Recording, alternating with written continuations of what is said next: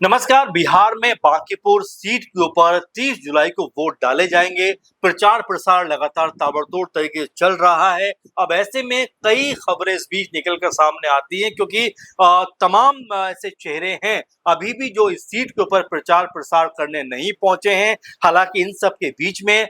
जिस तरह कल बिहार बंद किया गया, तमाम लोगों ने समर्थन किया और इसमें तेज प्रताप यादव जो जेजेडी के अध्यक्ष हैं, उन्होंने भी यहाँ पर छात्रों के पक्ष में अपनी आवाज बुलंद करी। लेकिन उनकी जो है मुश्किलें यहाँ पर बढ़ती हुई नजर आई क्योंकि पुलिस ने उनको अरेस्ट कर लिया और जो खबर है उसके मुताबिक 14 दिन की न्यायिक हिरासत में उनको भेज दिया गया है। अब ऐसे में तेज प्रताप यादव जो बच्चों के लिए, छात्रों के लिए एक बड़ा प्रदर्शन कर रहे थे, पुलिस के साथ में टकराव करते हुए दिखाई पड़ रहे थे, लेकिन अब उनकी यहाँ पर मुश्किलें बढ़ती हुई दिखाई पड़ती हैं क्योंकि 14 दिनों की न्यायिक हिरासत में उनको भेज दिया गया है। तेज प्रताप यादव किसी न किसी वजह से लगातार सुर्खियों में रहते हैं और इस दफा उन्होंने जिस तरह से छात्रों की आवाज बुलंद की और उसके बाद पुलिस से वो टकरा गए और फिर उनको जो है एक तरीके से हिरासत में लिया गया और अब जो खबर है उसके मुताबिक लगभग 14 दिन उनको हिरासत में या जेल में बिताने होंगे, सलाखों के पीछे उनको रहना होगा। जबकि बांकीपुर पे अब चुनाव का जो माहौल है वो परवान चढ़ता हुआ दिखाई पड़ता है क्योंकि तेज प्रताप यादव की तरफ से यानी जेजेडी की तरफ से जो बीना मानवी चुनावों में उतरी थी, लेकिन उनका नामांकन रद्द कर दिया गया था और उनको पुलिस ने अरेस्ट भी किया था। लेकिन अब यहाँ पर जो बड़ी खबर है कि जेजेडी ने कहा कि हम प्रशांत किशोर को अपना समर्थन देंगे, प्रशांत किशोर के समर्थन में हम अपनी आवाज बुलंद करेंगे और उसके ही 2 दिन के बाद जिस तेज प्रताप यादव को अरेस्ट कर लिया जाता है तो क्या अब उनके समर्थक प्रशांत किशोर के पक्ष में यहाँ पर आवाज बुलंद करते हुए दिखाई देंगे। और इसके अलावा अगर बात करें तो जिस तरह से तेज प्रताप यादव को जो अरेस्ट किया गया था तो वो पुलिस वैन में थे और वहां से भी लगातार जो है अपनी आवाज को बुलंद कर रहे थे और बोल रहे थे कि हम छात्रों के भविष्य के लिए लड़ाई लड़ रहे हैं और जहां तक होगा हम लड़ाई लड़ेंगे, हम डरने वाले नहीं हैं। लेकिन ऐसे में अब जब वो जेल के अंदर हैं, 14 दिन की न्यायिक हिरासत है, तो क्या उनके समर्थक जो हैं वो प्रशांत किशोर का प्रचार प्रसार करेंगे? चूंकि बांकीपुर सीट को लेकर ये लगातार देखा जा रहा है कि जो जोश व खरोश दिखाई पड़ना चाहिए वैसा जोश नजर नहीं आ रहा है। अभी भी अगर पूरे चुनाव को देखेंगे तो एक तरीके से ऐसा लगता है कि बड़े चेहरों की एंट्री यहाँ पर नहीं हुई है। सम्राट चौधरी ने हालांकि जरूर प्रचार किया है, लेकिन उनके अलावा भी बीजेपी के कई बड़े नाम यहाँ पर नजर नहीं आए हैं। इसको लेकर भी तमाम तरह के सवाल है क्योंकि दतिया जो मध्य प्रदेश की सीट है वहां पर भी उपचुनाव है 30 जुलाई को, वहां भी ये देखने को मिल रहा है कि तमाम बीजेपी के बड़े चेहरे प्रचार प्रसार के लिए नहीं पहुंचे हैं और कुछ वैसा ही बांकीपुर में भी दिखाई पड़ता है। अब ये भी कहा जा रहा है कि आरजेडी की तरफ से रेखा गुप्ता जो चुनावी मैदान में है उनको लेकर भी तमाम सारे सवाल उठ रहे हैं कि आखिर उनके पक्ष में भी क्यों अभी तक प्रचार प्रसार नहीं हो रहा है। जो आरजेडी है इतनी खामोश क्यों है, क्योंकि विधानसभा सत्र के दौरान में देखा गया जब मानसून सत्र चल रहा है वहां पर भी तेजस्वी यादव जो नेता प्रतिपक्ष हैं वो दिखाई नहीं पड़े, उसको लेकर भी सवाल उठते हुए नजर आए। इसी बीच में 2-3 बड़े नाम लगातार आरजेडी से अपना किनारा करते हुए दिखाई दिए, जिसमें केसरीलाल यादव की बात करें तो जिस तरह चुनाव लड़ा था बिहार विधानसभा चुनाव में और चुनावों में जब उनको हार मिली उसके बाद अब वो भी ऐसा लगता है कि आरजेडी से कन्नी काटते हुए नजर आते हैं क्योंकि उन्होंने भी अपना समर्थन प्रशांत किशोर को दिया है। तो ये साफ हो जाता है कि अब आरजेडी के साथ में शायद उनका भी सफर लगभग खत्म होने की कगार पे है। इससे पहले ऋतु जायसवाल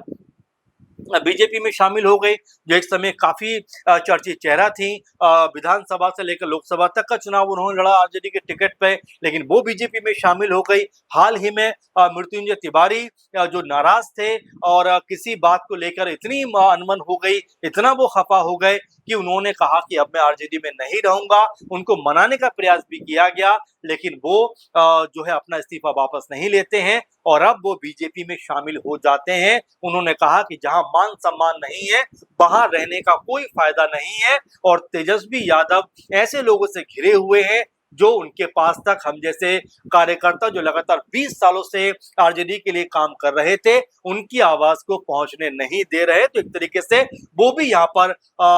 तेजस्वी यादव से खफा होते हुए दिखाई पड़े और उन्होंने बीजेपी में शामिल होने का फैसला किया। यानी कि ये भी देखने वाली बात है कि 20 साल से लगातार जो वो राजनीति कर रहे थे, वो राजनीति ज्यादातर बीजेपी के खिलाफ उन्होंने की, बीजेपी के खिलाफ बयानबाजी उन्होंने की और आरजेडी का पक्ष मजबूती के साथ में रखा। लेकिन अब वो ही नेता इतने बड़े कह सकते हैं कि मजबूत और पुराने नेता वो ही अब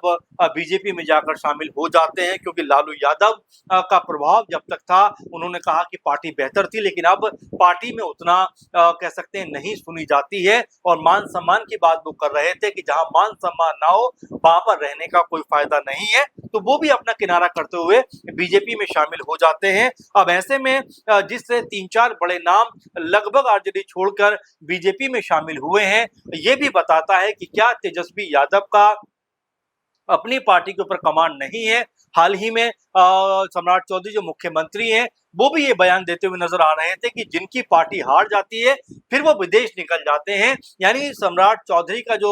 ये तंज था, ये तेजस्वी यादव के ऊपर था कि वो अब बिहार से उनको मतलब नहीं है, बल्कि उनको घूमने फिरने से मतलब है। इस तरह की बातों को वो कहते हुए नजर आए। अब बड़ा सवाल यहाँ पर ये बन जाता है कि कांग्रेस पार्टी की तरफ से अभी तक कोई भी फैसला सामने नहीं आया है, कोई भी बड़ी बयानबाजी नहीं हुई है और ये तक कहा जा रहा है कि क्या वो प्रशांत किशोर के पक्ष में जा सकते हैं, प्रशांत किशोर को अपना जो है समर्थन दे सकते हैं, क्या प्रशांत किशोर के हक में जाकर वो यहाँ पर समर्थन जुटाने का प्रयास कर सकते हैं, क्योंकि आरजेडी के साथ भी कांग्रेस पार्टी का उतना अब जो रिश्ता है वो मजबूत दिखाई नहीं पड़ता। हमने झारखंड में देखा जब राज्यसभा चुनाव हो रहे थे और जब कांग्रेस पार्टी के प्रणब झा चुनाव हार जाते हैं राज्यसभा का, उसके बाद में वो सीधे सीधे आरजेडी के ऊपर निशाना साधते हैं और ये कहते हुए नजर आते हैं कि उनके साथ में धोखाबाजी की गई है। फिर आरजेडी की तरफ से बयानबाजी होती है कि भाई जिस तरीके से आपने हमारे ऊपर आरोप लगाया है वो सही बात नहीं है, क्योंकि हमने पूरी ईमानदारी से वोट दिया और आपके जो लोग हैं वो लगातार आपका साथ छोड़ते हुए दिखाई पड़े। चाहे बिहार चुनाव की बात करें, हरियाणा चुनाव की बात करें, यानी आपके अपने विधायकों ने ही आपसे पल्ला झाड़ लिया। ऐसे में आप जो आरोप लगा रहे हो उसमें कोई दम नहीं है, ये बात आरजेडी की तरफ से कही गई। अब ऐसे में ये चुनाव जो बहुत मजबूत होना चाहिए था, इसमें जो कम से कम त्रिकोणीय मुकाबला तो दिखना चाहिए था कि प्रशांत किशोर एक तरफ है, बीजेपी के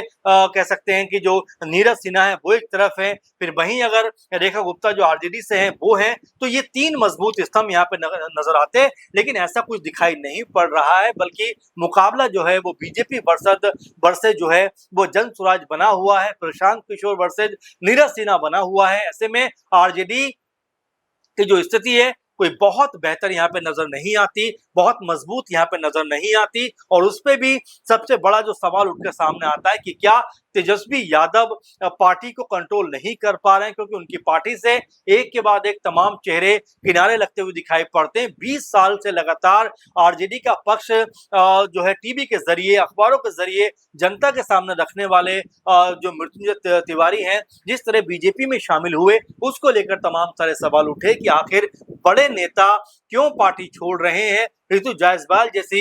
युवा और कह सकते हैं कि आवाज बुलंद करने वाले नेता क्यों बीजेपी में शामिल हो गए। खेसारी लाल यादव जो भोजपुरी फिल्म जगत का बड़ा चेहरा है, एक समय तेजस्वी यादव के साथ में कदम से कदम मिलाकर नजर आ रहे थे, वो आखिर पाला बदलते हुए क्यों नजर आते हैं। तो ये तमाम सारे सवाल है जो ये बताते हैं कि आरजेडी कुनबा जो है वो धीरे धीरे दरकता हुआ दिखाई पड़ता। अब ऐसे में तेजस्वी यादव क्या कुछ करेंगे, लालू यादव क्या कुछ करेंगे, अपने आप में बड़ा सवाल बन जाता है, क्योंकि उनके ही परिवार का सबसे बड़ा जो सदस्य यानी लालू यादव के बड़े बेटे तेज प्रताप यादव वो भी पार्टी से किनारा करके अपनी अलग पार्टी बना लेते। तो ऐसे में कई तरह के सवाल हैं कि जिस तरह से अब समर्थन की बारी भी आती है तो तेज प्रताप यादव जो है वो अपने भाई की पार्टी को यानी अपने परिवार की पार्टी को समर्थन देने की बात नहीं करते, बल्कि वो कहते हैं कि हम प्रशांत किशोर की को समर्थन देंगे, जन स्वराज को समर्थन देंगे। यानी पारिवारिक तौर पर भी देखा जा रहा है कि अब दोनों भाइयों की जो राहें हैं पूरी तरीके से अलग हो गई हैं। अब इसको लेकर आप क्या सोचते हैं? क्या आपका नजरिया है? जरूर कमेंट करिए। फिलहाल बांकीपुर सीट पर किसका पक्ष ज्यादा मजबूत है, इसके ऊपर अपनी राय प्रतिक्रिया जरूर दीजिए। फिलहाल के प्रोग्राम में बस इतना ही। आपसे फिर मुलाकात होगी। नमस्कार।